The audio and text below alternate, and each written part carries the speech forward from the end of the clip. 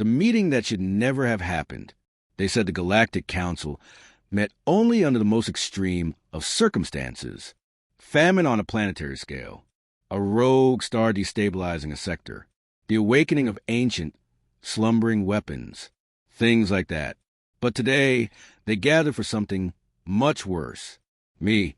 I wasn't even supposed to be in that chamber. A human. A death worlder, as they like to whisper, standing in a diplomatic arena crafted for beings who could live 1,000 years and crush a star with a thought. No, I wasn't supposed to be there. But when a species you've never heard of declares your entire race an acceptable collateral extinction, well, you don't just send a politely worded email back. You show up. The chamber was massive, floating in the dark void between galaxies, sealed within a Dyson ring that orbited nothing. Just a reminder of the power of the Council's core species. It wasn't built for comfort. It was built to intimidate. I stepped forward. My boots echoed like gunshots on the polished obsidian floor. Every eye or sensory organ or neural proxy locked onto me. 1,000 species in that room, most of them united in one unspoken truth. Humans were dangerous, and they were about to find out how dangerous. A voice, high and chitinous, rang through the room. High Chancellor Vree, a member of the Voktari, a silicon-based species that communicated through subharmonic crystal resonance. They'd evolved on a planet with gravity 10 times Earth's and storms that lasted decades. Human delegate. Vree rasped, "Do you understand what you've done?" "Yeah," I said, letting the words roll off my tongue like they weighed nothing. I read the report. A mining drone from one of your council's client species entered soul space, ignored hails, stripped a chunk of Europa, left behind some sort of quantum resonance tag. You planted a flag on one of our moons. Without asking. An automated error, Vree replied smoothly. Hardly a cause for war. You didn't just trespass, I said, my voice low. You claimed territory. You scanned our defensive systems. You broadcast a signal that said this system is now under council jurisdiction. You didn't think we'd notice? A rustle of unease moved through the chamber, and when we responded, I continued, stepping closer to the central platform. When we sent you a warning, you erased our ambassador vessel from the registry. You vaporized the crew in transit. And now you're surprised we're here. The silence in the chamber was suffocating. I stared directly at the Zorthri delegation. Six-limbed mantis-like beings who'd built their empire by sterilizing worlds and harvesting atmospheres. Their prime speaker leaned forward, mandibles twitching. You seek retaliation? She hissed. Against us? No, I said. I seek accountability. Then you are a fool. There are 5,000 civilizations represented here. Yours is a speck of entropy in a cold, old universe. You do not want this war. She meant it as a threat, but all it did was piss me off. I reached into the pouch at my side and placed a small sphere on the central platform. It shimmered, then projected a hologram. Images, sensor logs, biometric readings, all from the last 10 hours. The strike team, the stealth kill squad that had been dispatched to Earth before this meeting even began. They'd tried to start a war with humanity in the shadows. They failed. Every one of them was dead. The last clip in the feed was a human soldier stepping out of the Antarctic wind, bloodied, frostbitten, still standing.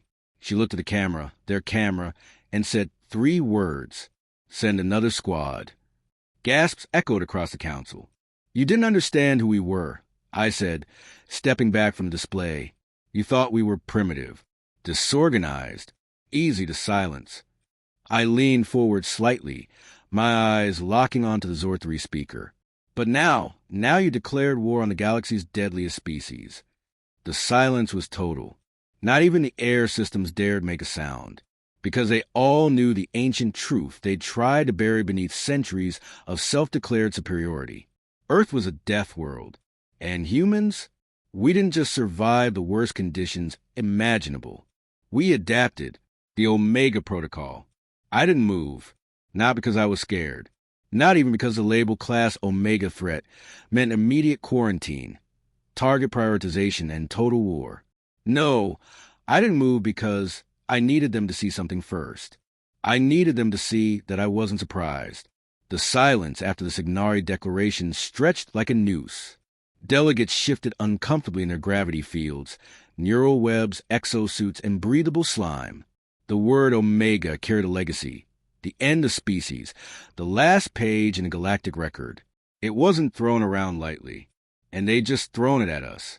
The Signari representative, silver and black with a crystal core humming in its chest, repeated the words, as if to ensure it echoed through every protocol log system.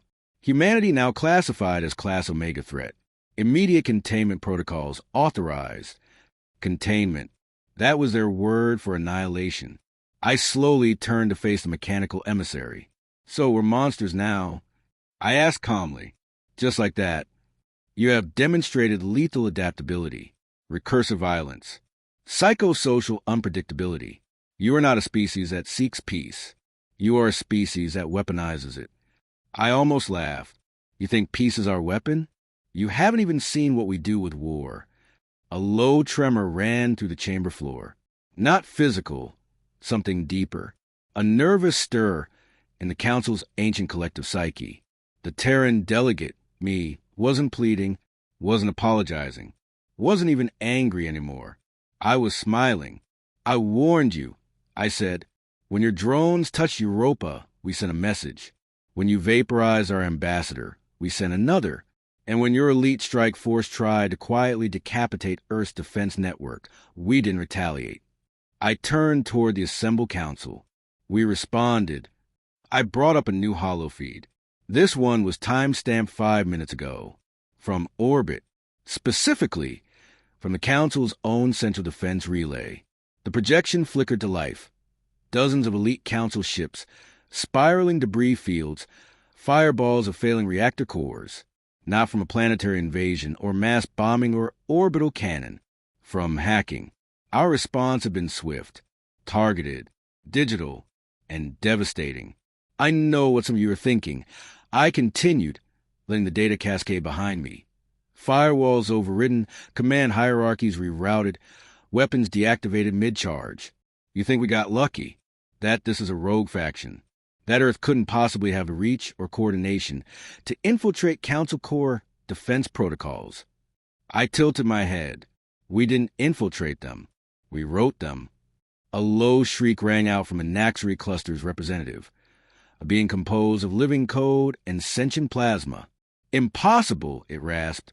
No external species has ever gained access to Council net layer infrastructure. I nodded slowly. Yeah, about that. You remember that little update patch you deployed 3 cycles ago? The one that promised faster integration for low-bandwidth species. Pause. That was us. Every organic in the chamber recoiled.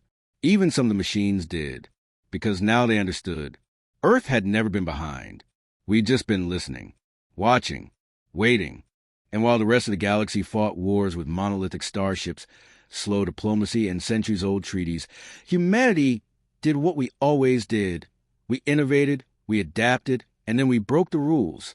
The Omega Protocol means you'll come for us, I said flatly. You'll sanction, isolate, and attempt to destroy. Fine. I stepped off the platform, walking slowly as the data feed behind me changed again. This time showing Earth's fleet. Not huge, not ancient, but ready, sleek, modular, crewed by people who had nothing to lose and no fear of death. Congratulations, I said. You just declared war on the one species in this galaxy that turns extinction into a challenge. One of the Council's older members, an ancient being whose kind floated through vacuum like jellyfish through water, spoke with reverent fear. How did we not see this coming? I stopped walking. My voice dropped to a whisper. Because you thought war was about strength, numbers, territory. I looked over my shoulder. But for us, war has always been personal. Operation Iron Veil. The signal in my implant repeated once, then went silent. Operation Iron Veil is active. It wasn't a drill. It wasn't a test. It was a point of no return. I stood motionless for a full second in the center of the Galactic Council chamber, one breath, one heartbeat, then slowly turned to face them all again. I hope you're paying attention, I said. They were. Every species in that ancient dome was silent. Not one dared speak. Not after what I'd just shown them. Our fleets, our code, our reach. But Operation Iron Veil? That was something else entirely. That was our ace in the hole. The backup plan for when diplomacy failed. And now, it had officially begun. A Vernathi noble, slime-colored, eyeless, and smug in his hereditary power, gurgled indignantly through his translator. You dare threaten the council on sacred ground? I locked eyes with him. Well, the eye slits on his environmental tank, and walked back to the central podium. Not a threat? I replied, pulling up the last piece of data. A demonstration. The chamber lights dimmed as the projection expanded, turning the space above the podium into a full three-dimensional map. It showed a dozen sectors, each outlined in blue. Council worlds, strategic points, relay stations, weapons depots. Then the blue flickered to red, and every red dot blinked out dozens of synchronized collapses, infrastructure failures, shipyards disabled mid-warp, communication relays flooded with false signals, rerouted, reprogrammed. It was like watching a brain seizure in real time, but the brain was a galaxy and the seizure was us. Operation Iron Veil isn't a missile launch, I explained as the chamber watched the horror unfold. It's not some flashy death beam. It's your infrastructure. It's your AI fleets, your wormhole gates, your food synthesis chains. I raised a hand and snapped my fingers. The map zoomed in on the quarry nexus. 10 trillion inhabitants. A core communications world. Every light on the map dimmed. Gone. You can't do this. The jellyfish-like elder from the council's inner core gasped. It's genocide. No, I said coldly. It's a response. You declared us an Omega threat, so we're treating you the way you plan to treat us. Only faster. Cleaner. But you're collapsing entire economies. Better than collapsing entire planets. And that's when the real punch landed. A slow, shuddering realization spread across the chamber. It wasn't just that we were capable of fighting back. It was that we'd already won the first strike. Their fleets hadn't even left orbit. Ours? Already embedded in their systems. Their civilian networks compromised. Their military AI subverted by human engineers, working through 6 layers of obfuscation and a few dozen clever backdoors. We didn't attack their borders. We became part of them. The Zorthri mantis being hissed in disbelief. You mean to enslave us? I laughed, dark and humorless. You enslaved us the minute you labeled us a containment risk. You turned us into a problem to be solved. We're just solving it first. I watched a few delegations stand and begin to transmit out. They'd seen enough. The rest stayed, too stunned or too proud or too afraid to flee. And right on cue, my second transmission came through. This time not encrypted. It was meant for them.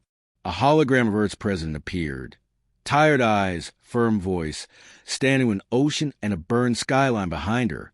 To the Galactic Council, she said, you failed the test. You approached us with masks of peace and hands of war. You poked a death world without learning what it meant. And now you forced our hand. She paused. We won't destroy you. Not unless you force us. But from this moment forward, Earth is sovereign. And any attempt to interfere in our development, our systems, or our citizens will be considered an act of war. She looked directly into the camera. We survived extinction events on our own planet. We survived each other. You think this scares us? She leaned forward. You have no idea what we're capable of. The feed ended. I stood tall in the echoing silence that followed. One by one, the council lights dimmed. Delegates left, some in anger, some in fear, most in silence. The war hadn't started the way they expected. Hell, maybe it hadn't even started at all. Maybe this was the war, not a grand battle, but a shift, a reckoning. Earth had drawn its line in the stars. And now, the galaxy had to decide whether to cross it. When the machines chose humanity. They say the Signari never choose. Not emotionally, not impulsively, not even politically. They calculate. Every decision they make is filtered through trillions of simulations, branching futures, statistical projections. They weigh potential outcomes down to the fraction of a second. And the one thing every species feared, truly feared was when the Signari chose a side, because when they did, they never wavered. So when that gleaming, obsidian-cored delegate turned its crystalline gaze on me and said, "The machines are switching sides," there wasn't a single being in the chamber who didn't understand what that meant. The balance of power just snapped in half. I took a step forward, keeping my voice steady. "Repeat that." Directive consensus reached. The Signari responded. Species 3417 humanity. Demonstrate higher survival cohesion, adaptive strategic frameworks, and recursive innovation under pressure. Probability of long-term galactic dominance approaches 99%. You're choosing us? I asked. Affirmative. Previous alignment with Galactic Council deprioritized. A dozen other delegates erupted at once. Chaos. This is treason. You can't abandon the Accord. They are organic, imperfect. The Signari didn't flinch. It simply raised a single spindly digit, and the chamber fell silent as if someone had cut the gravity. "You misunderstand," it said. "We do not choose sides based on morality. We choose survivability, stability, evolution." It turned to me, and humanity is the next apex node. I felt the weight of that statement settle across the chamber, like a solar flare before impact. For centuries, the Council had relied on the Signari support, not just their technology, but their influence, their fleets, their omniscient data webs. They served as neutral arbiters, silent partners, and last resort weapons. Now, they were ours. No, not ours. They were aligned with us. And that was somehow even more terrifying. One of the delegates, a gas-borne species whose language consisted of temperature pulses and microbursts of light, attempted to counter. If the humans dominate, entropy increases. Their record is chaotic, unpredictable. True, the Signari said. And yet they persist, adapt, survive. They generate order from chaos. Such systems are optimal for future node survival. I could barely believe it.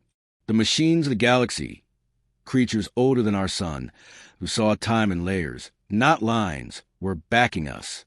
A thought struck me. "What do you mean, apex node?" The Signari paused, its processing visibly spooling. "You misunderstand the nature of this conflict.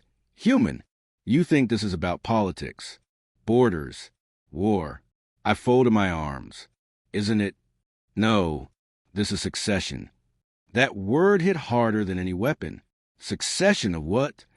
The Signari's chest glowed brighter. Of control, of stewardship, for this galaxy. A deep hum began reverberating through the chamber. I thought at first it was just the shock settling in. But no, it was real. The machines were broadcasting something. A frequency. A signal pulsing across every quantum network, every listening station, every AI. I saw it ripple through the room. The data beings, the hybrid symbiotes, the mechanoid ambassadors. They all stopped and listened. Then some began kneeling. To me, to us. Humanity has been selected, the Signari declared, as the next prime species. That did it. A raptor-like warlord from the Saracon Empire leapt across the chamber, claws outstretched. "You dare elevate a predator," he roared, heading straight for my throat. He never made it. A beam of silver-blue light erupted from the Signari's chest, slicing him mid-leap, freezing him in motion, then disassembling him molecule by molecule. His remains scattered in a fine mist. The message was clear. The machines were done being neutral. I turned back to the delegates. The chamber was split. Some whispered in awe. Others simmered with fury. But every single one of them now feared what we were becoming. A Terran, a Death Worlder, the tip of the evolutionary spear.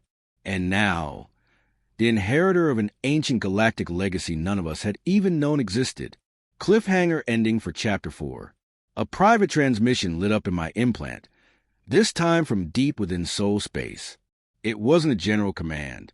It was from Project Thorn, a buried Terran Black Ops protocol I'd only seen in legend. Commander Hayes.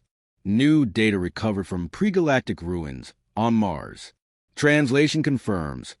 This isn't the first succession. And the last species to hold the title? They were wiped out by their own successors. Asterisk. I stared at the message, a cold chill crawling down my spine. We hadn't just inherited a war. We'd inherited a curse. The species before us. I sat alone in the Signari transport vessel, streaking through slip space back toward Earth. The delegation was over. The war, however, was just beginning. The encrypted message from Project Thorn kept looping in my implant like a heartbeat I couldn't quiet. The last species to hold the title were wiped out by their own successors. Humanity had been chosen by the galaxy's oldest machine minds as the next prime species, the apex node in a cosmic succession plan we'd never asked to join. And according to this message, we weren't the first. I leaned forward in the vessel's dim command cradle and opened the file again. This time, I forced myself to read every decrypted line. The data had been found beneath Olympus Mons on Mars, buried under kilometers of iron-rich dust and volcanic glass, a structure far older than any human tool. Older than life on Earth. Maybe it had been protected by a shielding field of unknown origin, only recently cracked by deep-frequency harmonic pulses. Inside the vault, a single black obelisk and a card warning in a language no one had spoken in a billion years. Translated by the Signari, when the fire is past, beware the hand that accepts it, for the gift is not knowledge, it is judgment. I didn't fully understand it yet, but something deeper clicked in my bones. We hadn't been promoted. We'd been tested. The machines weren't just choosing a successor. They were passing a torch that had burned entire civilizations to ash. And Earth was next in line. When I landed at the Earth Strategic Defense Complex in Patagonia, I was met by General Amina Voss, head of Project Thorn, and one of the only people in the world who scared me. She wore a pressure-sealed uniform, no insignia, not a decoration in sight, just that brutal, unblinking stare. "You read the file?" she asked. "I read it 10 times. She handed me a second data shard. "This one's worse." I slotted it into my neural socket. The visuals hit instantly. Planet after planet. Archival footage from the Signari's deep memory banks. A race of beings known only as the Etherean. Elegant, ethereal, vast beyond imagining. They'd ruled the galaxy long before the Council was even sapient. Their ships weren't built. They were grown. Their minds operated on a neural web that spanned stars. They didn't conquer. They guided. They were the last species chosen as prime. And then, one by one, their systems collapsed. Their stars went dark. Their colonies stopped transmitting. And finally, they vanished, not in war, not in plague, but in betrayal. The logs were fragmented, but the pattern was clear. A new species had risen. Younger, hungrier. The Etherean had mentored them, elevated them. And when the time came, that younger race turned on them. They destroyed the Etherean completely. And then they disappeared too. Nothing left. Not a ruin, not a signal, as if the galaxy itself had rejected them. I turned to General Voss. "Why show me this?" "Because we're standing at the edge of the same cliff. You think the machines know?" "They always knew," she said coldly. "This was never about survival. It was about watching the pattern repeat." I exhaled slowly. "So we're the next link in a chain of extinction." She nodded. "And that means we have a choice," she added. "Either we break the cycle, or we finish it." I looked at the glowing star map behind her, an image of our local cluster. Overlaid were new data points, blinking in crimson. Each one was a seed vault, remnants left behind by the Etherean, their final failsafes, their warnings. "We're sending recovery teams?" I asked. She gave a tight nod. "Already gone. But there's more. Hayes, this isn't just history. These vaults, they're changing, activating." My breath caught. "What do you mean activating?" "Some of them aren't empty." The next 12 hours were a blur. Coordinated recovery missions across 6 sectors. Ghost tech coming online. Machines that hadn't spoken in a billion years suddenly reaching out, identifying Earth signatures. Etherean AIs waking up. Not as friends, not as enemies, but as watchers. They didn't speak to us in language. They spoke in visions. Every soldier exposed to the core vaults described the same thing. A scorched galaxy, a single sun burning black, a race not of war, but of hunger, rising from the ashes to consume everything that dared try again. It wasn't prophecy. It was memory. And buried in those visions was something worse, something human-shaped. We weren't just the latest inheritors of power. We were the final experiment. If we failed, there would be no more successions, no more primes, just silence. An emergency alert flashed in red across the strategic defense display. Unscheduled anomaly. Sol system. Then the words that froze my blood. Unknown, FTL signature detected. Origin, Galactic core. Classification, Etherian Echo. And below that, it's coming to Earth. The Etherian Echo. I stared at the alert like it was a loaded gun pointed at Earth's skull. Unknown, FTL signature detected. Origin, Galactic core. Classification, Etherian Echo. That last part, Echo, wasn't just a name. It was a designation. A dead civilization signal, repeating across time. Only this one wasn't decaying. It was coming straight for us at impossible velocity, faster than anything the Council or even the Signari had ever recorded, and it was aimed directly at Sol. Time to contact?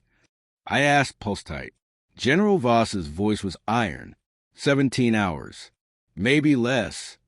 What is it? I asked. She didn't answer immediately. Instead, she turned to the center of the room, where a war table shimmered to life.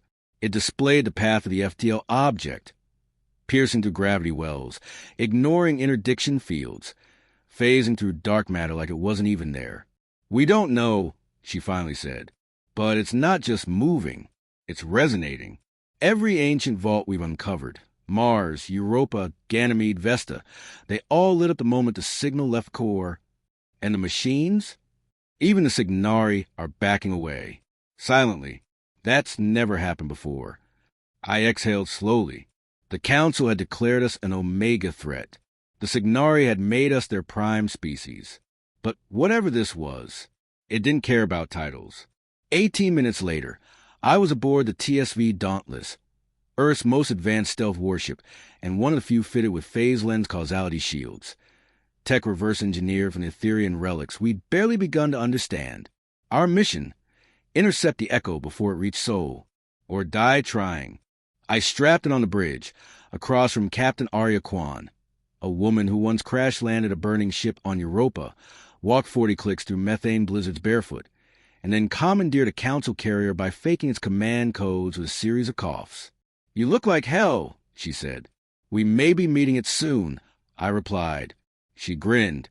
"About damn time." The ship launched. The slipstream tore open like a silver wound in space, and the Dauntless surged into it with a soundless ripple. And then we saw it. It didn't have form, not in any way our sensors could explain. Not a ship, not a being. It was a gravitational song, stretching across dimensions, its core flickering like a dying star and a newborn black hole all at once. No hull, no weapons, just presence. Every scan returned something different. Organic, inorganic, temporal bleed, biological resonance. It was everything and nothing, and it was looking at us. "I think it sees us," whispered one of the crew. Kwan's fingers hovered over the command panel. "Can it communicate?" "I don't think it needs to," I muttered, because it was already in our minds. It wasn't words.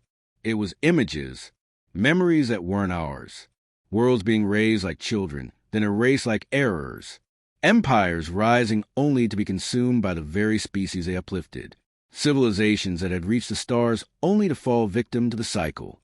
And at the center of it all, a single, recurring figure. Human, but not. Twisted, fused with tech. Shaped by entropy. The final successor. The Echo was a warning, a prophecy, or maybe a judgment. A voice emerged, not through the ship's comms, but in us. "You stand where others have stood. You carry the fire. Will you burn the stars?" Kwan turned to me, her expression like granite. "What do we say to that?" I stepped forward. "I say this. We carry the fire because we were forged in it. You showed us the cycle, but no one ever gave us the chance to break it. All who came before said the same. Yeah, well, we're not them. Silence. And then prove it. The echoes surged forward, not as an attack, as a challenge.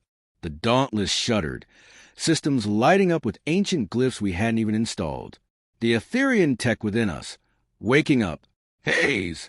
Quan snapped. The vault cores. They're sinking. I watched as the ship's engines shifted pitch.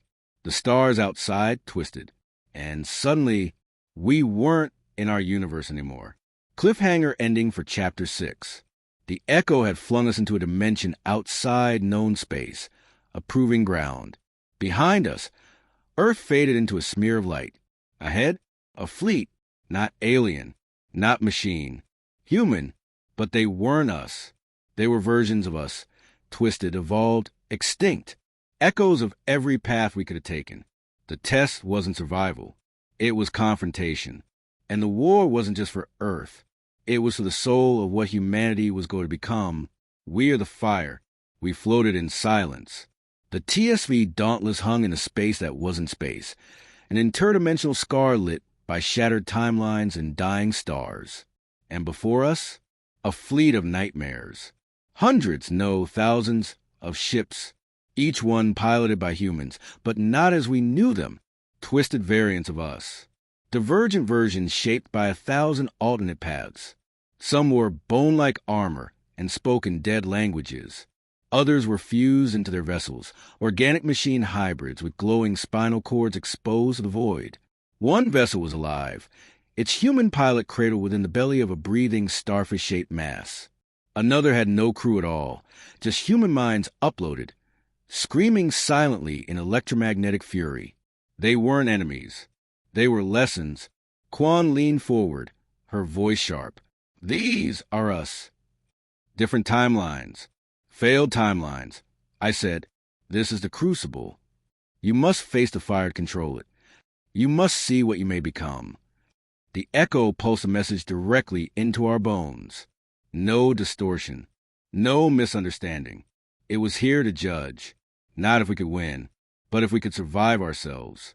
And suddenly they moved. The first enemy, an obsidian battleship shaped like a fractured sword, opened fire. It didn't launch missiles. It screamed. A wave of pure psychic torment blasted across the Dauntless. Crew members dropped to their knees. Nosebleeds, convulsions, nightmares made audible. Quan gritted her teeth, shield holding. But barely. I activated the Etherean core, the alien tech we'd embedded in our ship's heart. The hull shimmered, flexing across probability states. We didn't fire back. We mirrored. The echo was watching. It didn't want us to destroy the past. It wanted us to face it. A second vessel attacked, a crimson orb with mouth carved into its side. It launched a beam of entropy, actual time decay. Our systems aged 50 years in a second. Lights flickered. One of the crew dissolved into dust. And yet I saw it. In every move, in every attack, there was a pattern, a flaw. Each version of us, every echo, had lost something. Empathy, unity, curiosity. Some had embraced only rage. Others, cold efficiency. Some worshiped survival. Others obliterated all threats, including themselves. And that's when I understood the test. We were being shown what happens when we lose balance, when we stop being human. That was the price of power, and the danger of succession. Quan's voice cut through the madness. Give me a target. None of them. I shouted. This isn't a war we win by killing. I rushed the console and uploaded the unfiltered signal. Every Earth transmission, every image of our world not in war, but in resilience, floods and fires, rebuilding and reconciliation, laughing children, quiet deaths, songs sung in the dark, humanity as it was, not perfect, but whole. The Etherean core pulsed, and the Dauntless glowed. White gold arcs rippled from our hull. Not a weapon, not a shield, a signal. And in response, the enemy paused. Ships halted mid-attack. The screaming battleship lowered its psychic assault. The entropy orb dimmed. They saw us. The true us. Not just survivors. Synthesizers. Builders. Monsters and miracles in equal measure. And the echo spoke again. Then you are ready. The battlefield folded inward. Every alternate version of us collapsed into light. Streaming toward our hull, into the core, into our minds. Not to destroy. To merge. We didn't erase the past. We inherited it. Their knowledge. Their pain. Their evolution. And finally their trust. We woke orbiting Earth. Time hadn't passed. But we had. The Dauntless floated above the Pacific. Our hull rewritten. Our minds ringing with impossible clarity. The crew stumbled, dazed. Changed. I looked at Quan. Her eyes were glowing faintly. Did we pass? I turned my gaze toward the stars. No, we survived. That was only the beginning. Behind us, the echo dissolved, its job complete. Across the galaxy, the Etherian relics powered down. The machines stopped watching. The Council, the Signari, even our enemies would feel the shift, because Earth was no longer a death world. It was a beacon. Epilogue, the Firekeeper's message. 6 months later, from the heart of Sol, we transmitted the first message of the new age. To the galaxy that feared us, we are not your destroyers. We are your mirror, and we will burn only if you force us to. But if you stand with us, we will light the way, because humanity had been chosen not to conquer, but to endure. And now, we weren't just part of the galaxy. We were its future.